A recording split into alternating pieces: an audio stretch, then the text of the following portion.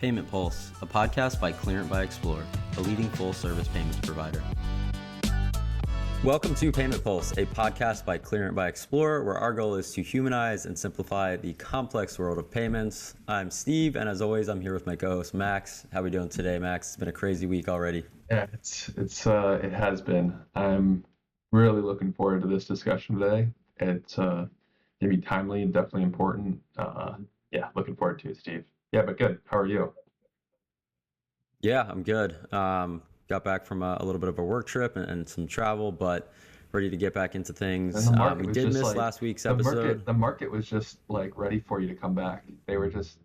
It was you being Yeah, gone. It yeah. was you being gone that caused everything in the market to go up and down. Yeah, you can blame me. But yeah, we're back at it. And this is going to be a little bit of a shorter episode, I think, but an important one and something that we want to start sprinkling into our normal rotation of episodes for this podcast. We're essentially going to be doing a small business update.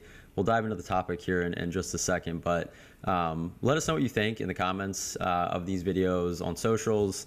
How this impacts you, that kind of thing, or if this is of interest to you and want us to go deeper.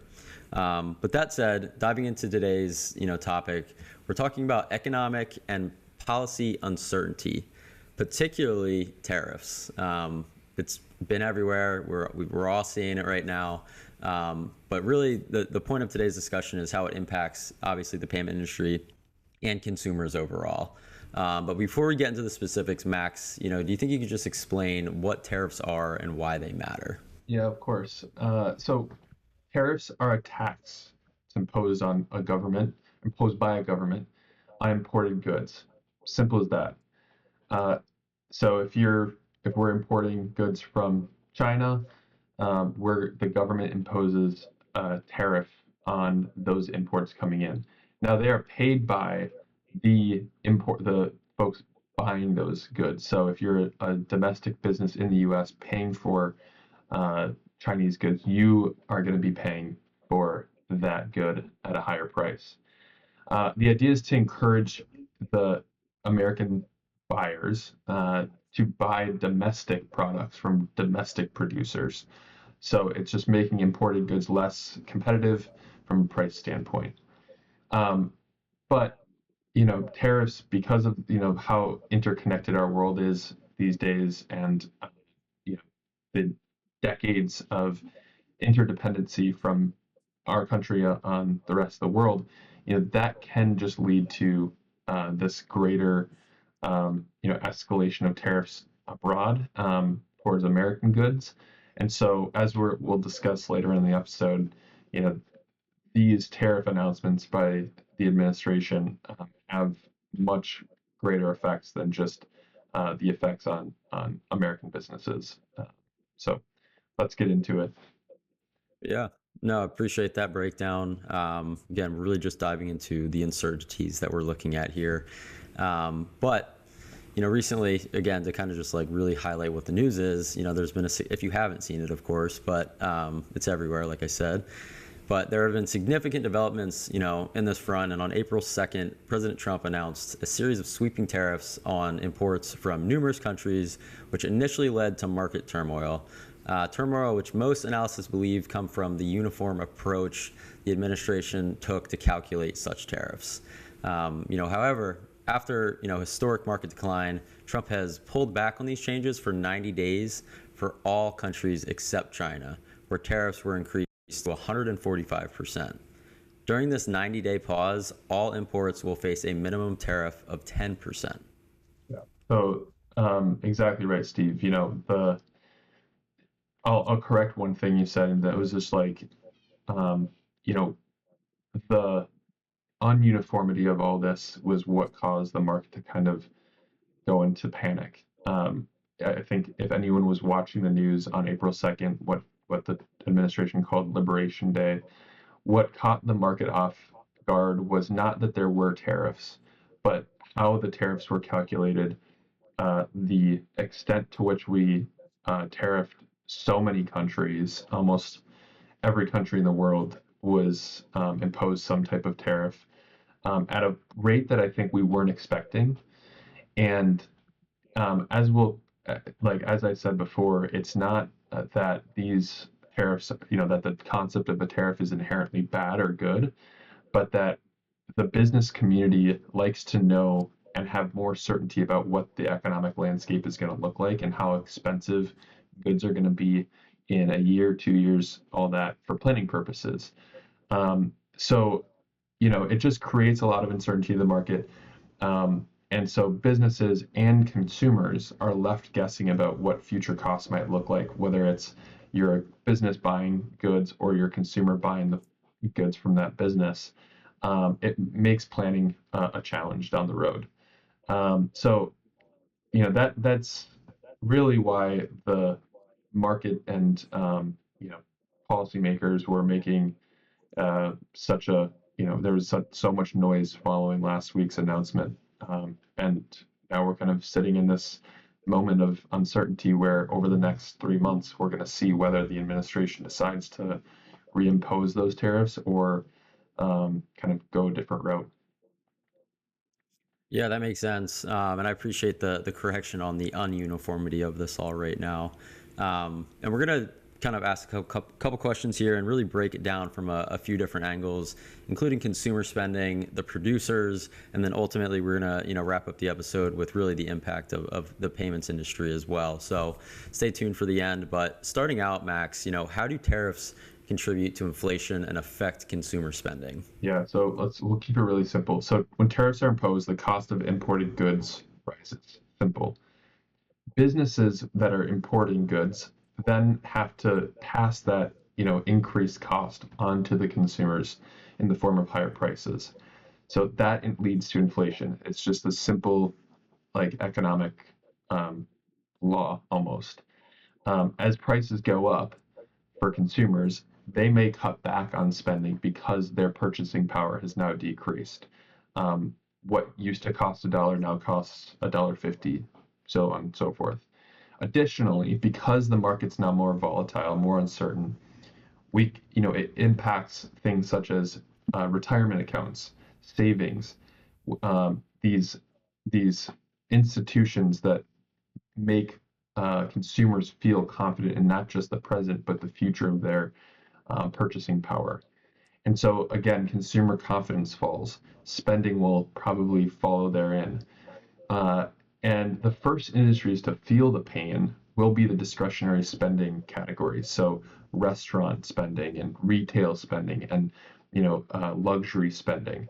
But depending on how long this period of uncertainty in the markets exists, I wouldn't be surprised if we see this expanded consumer confidence, this like consumer confidence wane onto bigger items such as cars, boats, houses, and that has so many downstream effects to the economy because of how many ancillary industries are attached to these bigger ticket purchases. So that's that's why this is such a crazy time and why people are reacting so viscerally. Yeah, it's a tough situation for consumers. But kind of to your point, which I think is an important call out, it's starting with the smaller ticket items, the things that we buy every day. But there is potential for that long-term trickle effect into the larger purchases, like you mentioned. So I appreciate that insight. But what about the producers? Does it benefit them at all? Is there any benefit to the tariff in that regard? Yeah, so it's this is where you have to kind of put a sound economics hat on and not just listen to the noise on the news because tariffs can provide some temporary relief to domestic producers, the small businesses, the producers of raw goods in the US because it makes foreign competitors' products more expensive. It can help the most competitive, domestic producers gain a larger market share, but it's not a guaranteed. It's not guaranteed for all producers. Tariffs don't necessarily lead to a growth of new domestic industries immediately, maybe over the course of a longer period of time. And its success in building new domestic industries is dependent on, in existing infrastructure, workforce availability and skills, and just broader economic conditions for new industries. So, um, you know, take the iPhone. It's been talked about in the news a lot. you know, just because the cost of an iPhone imported from China will go up, doesn't necessarily mean that that new cost, that new higher cost of an import is higher than if we tried making in the U.S., where we don't have a huge manufacturing base of labor.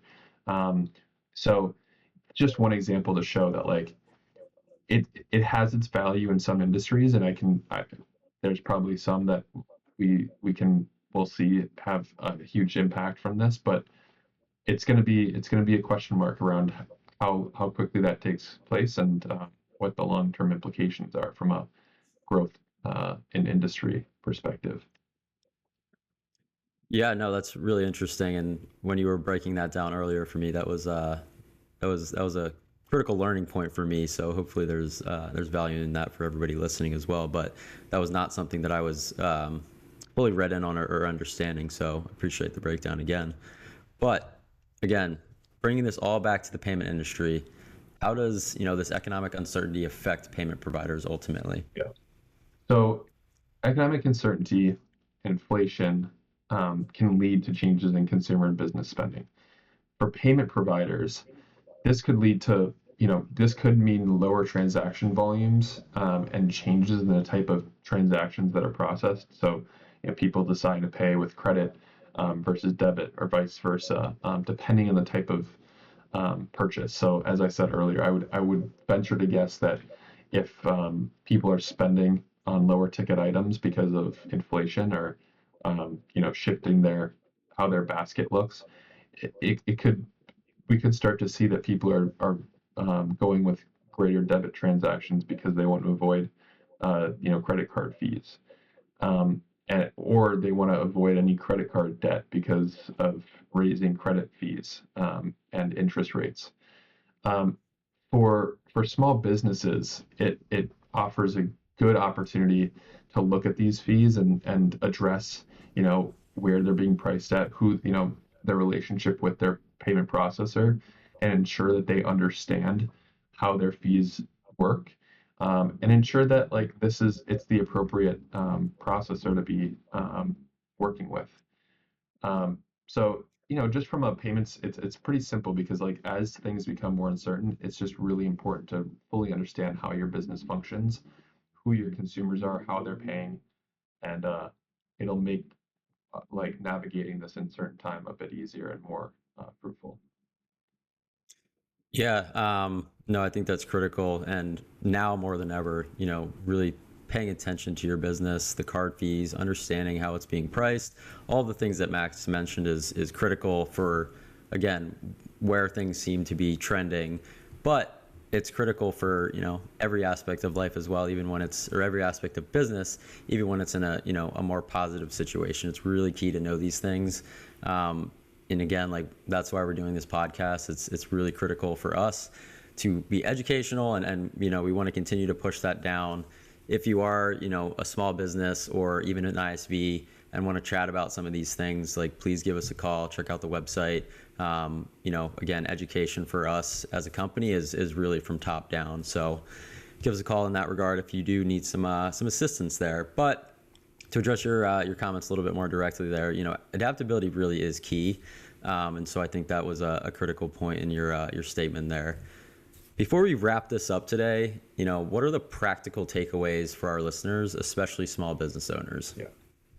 So first, just stay informed with these policy changes and understand what the new costs might be based on tariffs, if there are new costs, and identify pricing strategies, right? Like I said, it's not unusual to have to pass those new costs on to consumers, but it's understanding like whether that's viable in your arsenal for your business and the industry that you're playing in. Second is trying to diversify the supply chain, understand like the risks associated with the tariffs on your supply chain. And then lastly, to go back to my earlier point, you know, I would highly recommend, exploring the software solutions that can help manage cash flows and provide convenience to customers. Because if there's ever a reason for a customer to want to work with a business, it's that they make their lives simpler, and that they can create value above and beyond just transacting with your business. So there's kind of this like chicken before the egg question of like what's more valuable, having a great business software, great ISV partner that can help you navigate your business, or you know, a great payment processor. But honestly, like both are really important during these times. And so if you're a small business owner, um, being able to feel good about both the ISV and the solutions that are being built from a software standpoint, as well as the underlying payment processor, are incredibly important, because that will ultimately drive your customers' engagement and experience. Yeah, that's really great advice, Max. Yeah, to have confidence and reliability in both of those aspects, software providers as well as the payments providers that you're working with, it's really key. But to our listeners, we'd love to hear your thoughts on this topic today. It's obviously going to be in the news quite a bit. It's going to be impactful in a lot of areas of our lives. But share your experiences or your questions with us on this episode today on socials or in the comments of the YouTube video. Yeah, that's starting to wrap it up here, Max. Any other additional comments before we move on? No, I think just check out the resources we've linked. We have loads of experts in in the world of payments, and people with long histories of navigating challenging economic times. And so we certainly have the expertise in-house to be a great partner, whether you're a small business or an ISV. So, Steve, I think you said it best. Reach out. Yep, absolutely, Max. Again, always appreciate the time. Thank you, everybody, for tuning in to Payment Pulse by Clearent by Xplor. Until next time, keep your payments simple, stay informed, and we will see you next week.